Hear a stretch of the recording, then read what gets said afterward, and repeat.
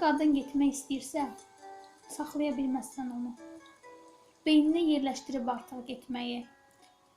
Necə qapanmaz yaralar, necə acılar vardır ki, heç bir şey onun üçün məlhəm olmaz.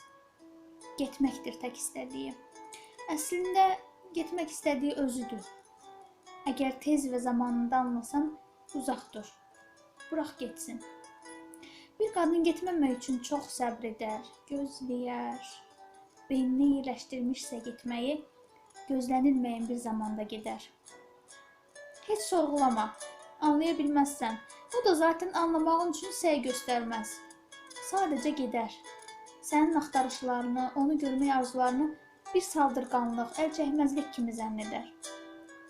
Bütün qapılar bağlanmışdı artıq sənin üzünə.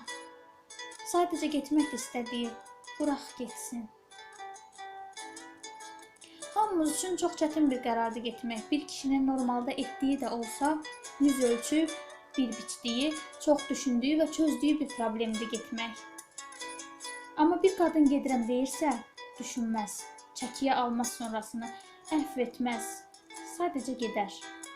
Harda, necə, hansı biçimdə olmağımızın heç bir önəmi yoxdur artıq. Bəlkə bir iş dönüşü, bəlkə bir yemək masası, ya da nikah masası. Ona görə deyirəm ki, bir qadın getmək istəyirsə, bunları düşünməz. Bizim üçün getmələrdən əldə olunan nəticə özümüzə gəlməyimizi sağlasa da, üzürlər, əfv diləmələr olsa da, önəmi yoxdur.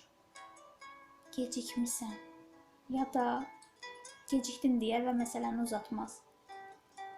Əslində heç bir şey üçün gec deyildi. Nə qədər çalışsan da artıq əhəmiyyət kəsb etməz.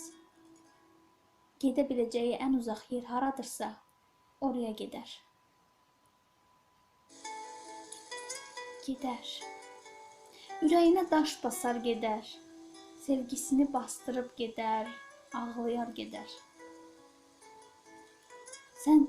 Sən sadəcə yırtılmış bir şəkildə yer alarsan, o şəkil ki, artıq külə dönmüşdü.